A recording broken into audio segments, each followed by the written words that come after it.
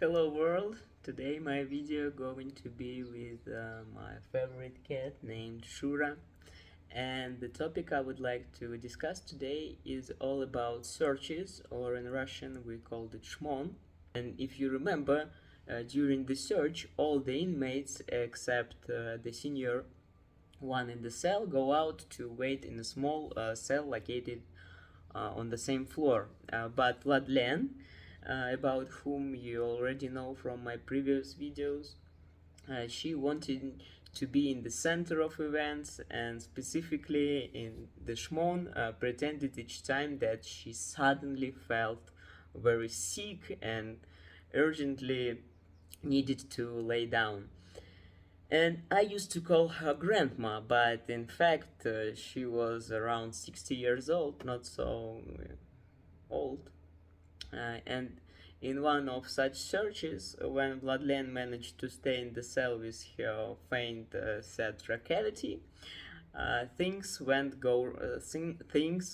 wrong. They didn't go as planned. Grandma was very nervous about her kurok. Kurok, if you remember, this is a place where you hide prohibited items.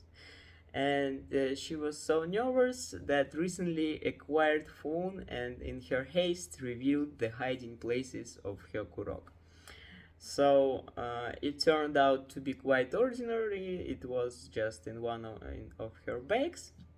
And how to hide contraband so that the pharaohs don't find them.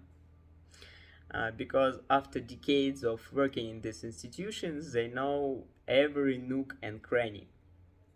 In my cell, there was a fairly large Romani woman named Nino, and she had an amazing hiding place in her abdominal folds.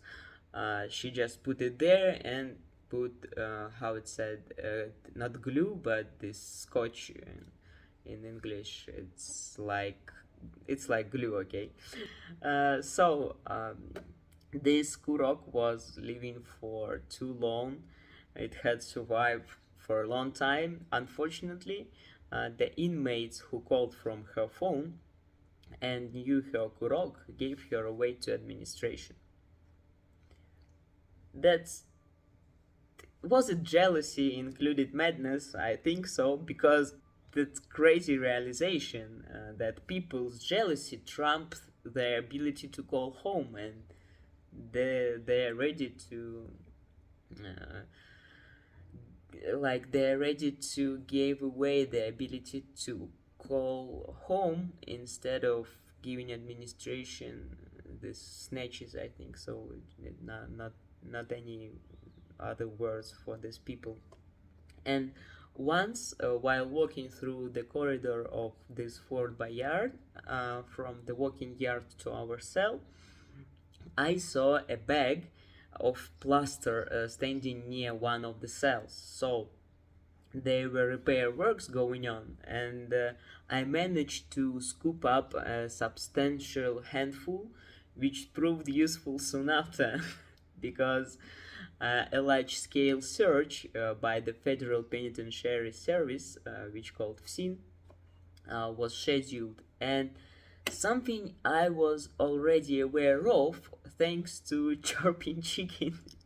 And we drilled a hole in the wall by the spoon's sharpens, and put one of the many phones inside.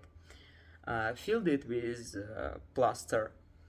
However, this fresh wound on the wall was too conspicuous, and we decided to camouflage it with eye shadows, and it turned out horribly, but the method seemed secure because we had no any other methods. So we waited for 3 days without communication with this phone in the wall.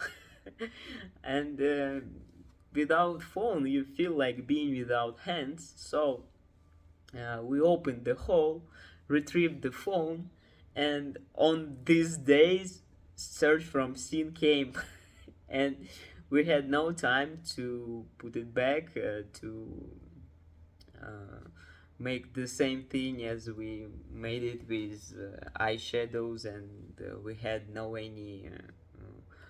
no more plaster, and there was no time to make it once again. So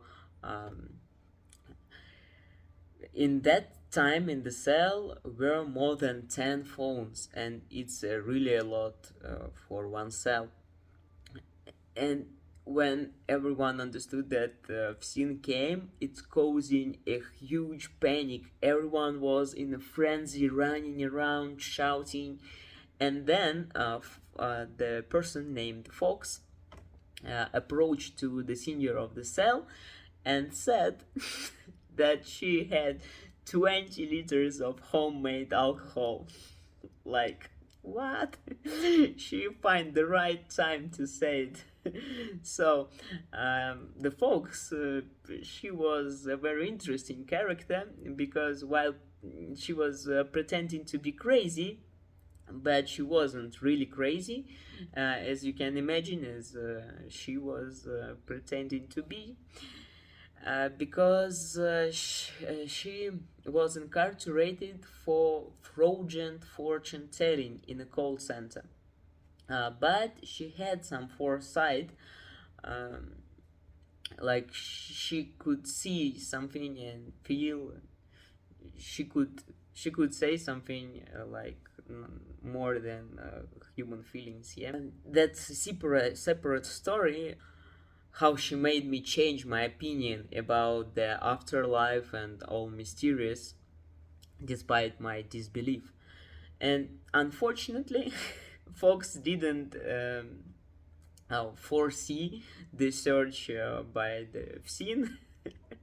And you can imagine that it's impossible to pour out 20 liters of alcohol at once, because it requires effort to bring yeast into the prison and wait for the mash to ferment, and that's a great job. So the senior inmate decided that it should be consumed immediately. So around 15 people, including me, got very drunk. We were so drunk, and we had the search ahead. So and we had to stay sober for the administration, and holding our breath, we walked through the search to the corridor, and everyone was taken to the walking yard instead of the small cell on the floor. And it was unbearably hot and stuffy, with no water or restroom. It was summer, and the alcohol had a dulling effect. And in the bewildered state, waiting for the search to end felt like mere existence. And squatting, you just squatting and waiting for no one knows for how many hours you will wait. And when we returned to the cell, we learned that senior inmate managed to shield us from losing our phones, and we looked forward to the end of the day to contact our relatives. So a huge respect to her that she could save all phones. And the senior inmates should divert the administration attention from all the hiding spots for contraband in the cell. So how does she do it?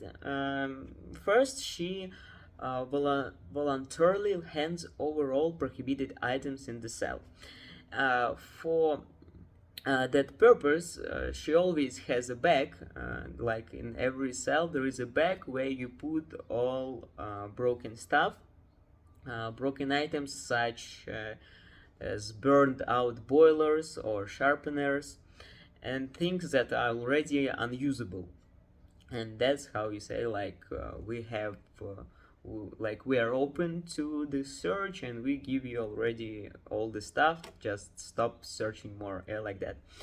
And for that purpose, she engaged the administration in conversation.